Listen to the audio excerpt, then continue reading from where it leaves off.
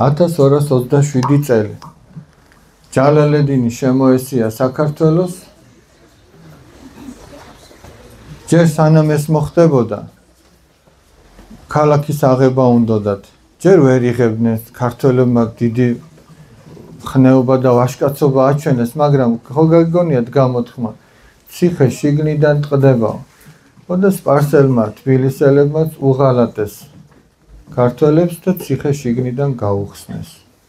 და იქ მერე ძალიან საშინელი ამბები ხდებოდა ეხლა რადგან თქვენ ცოტა ასაგით პატარები ხართ იმ დეტალებში აღარ ჩაუღრმავდები რეები ხდებოდა და როგორ აწამებდნენ დიდებს თუ ბავშვებს მერე მოხდა ისე რომ აი ეს არის სიონის ტაძარი ბავშვებო ეს არის მეტეხის ტაძარი ერთი ხიდის იქით არის მეორე ხიდის აქეთ ამას ქვია მეტეხის ხიდი ეს ხიდი დღეს აღარ არის ეს ძელი ხიდი იყო დღეს იქ მეტეხის ხიდი ახალი ხიდია მაგრამ როდესაც თქვრის დონე დაბლა დაიწევს ხოლმე იმ ხიდის და კიდე სხვა შენობის ნარჩენები კარგად ჩანს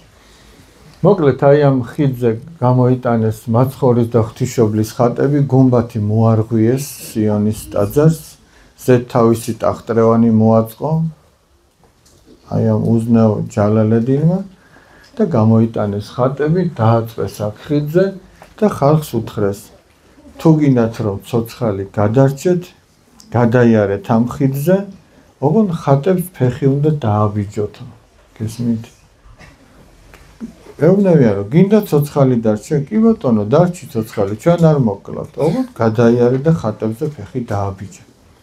ეგ ნიშნავს იმას რომ ესე იგი შენ ქრისტეზე უარი უნდა თქვა უნდა უღალატო ნახეთ ეს ტყუილად კი არ დავწერე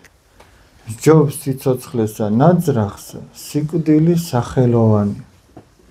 გესმით აი ამათ ყველამ აირჩიეს ქრისტესთვის სიკვდილი ვიდრე უღირსი სიცოცხლე და ფეხი არავინ არ დააბიჯა იმიტომ რომ მათ იცოდნენ რომ თუ მოწამეებმა ნახე რა იცოდნენ არსებობს მარადიული სიცოცხლე და მათ იცოდნენ რომ ქრისტეს გარეშე სიცოცხლე ანუ ქრისტეს მოღალატი სიცოცხლე ეგ იგივე სიკვდილია იმიტომ რომ ადამიანი სულიერად კვდება როდესაც ქრისტეს ღალატობს მაგრამ ქრისტესთან ერთად ქრისტეს გამო სიკვდილი ეს მარადიული სიცოცხლეა მათ ეს იცოდნენ ამიტომაც არ დაიწყეს იმაზე ფიქრი რომ ეხლა აიმე რა მოგვივა ასე იქნება ისე იქნება ყველამ თავი შეწირა ქრისტეს სიყვარულისთვის და 100,000 მოწამე ეს არის მართლაც საქართველოს გაბწყინება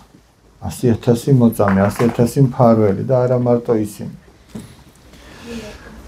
ფეხი არავინ არ დააბიჯა და დღეების განმავლობაში მტკვარი წითელი მოედინებოდა სისხლის გამო თავებს დაჭრიდნენ და მტკვარში ყრიდნენ და ესენი არიან ჩვენი წინაპრები ჩვენ ვართ მათი შთამომავლები ოღონდ ეს წინაპრობა და შთამომავლობა მარტო ხორციელად კი არ უნდა იყოს ჩვენ მათ სულიერად უნდა მივბაძოთ ეხლა შეხედეთ აი ეს გული რომ დავხატე მე ვიფიქრე რომ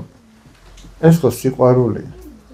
მაგრამ სიყვარული ჯვრის გარეშე ჯვარცმის გარეშე არ არსებობს სიყვარული იგივე ჯვარცმა ნახეთ ქრისტემ რო უყვარვართ რითი გამოავლინა ეს სიყვარული ჩვენთვის ჯვარს ეცა და წმინდა ილია მართალი ილია ჭავჭავაძე ესეთ რამეს ამბობს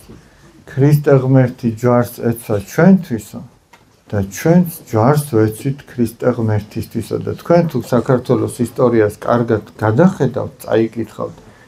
ბევრ მაგალითებს აღმოაჩენთ საიმისოთ რომ როგორ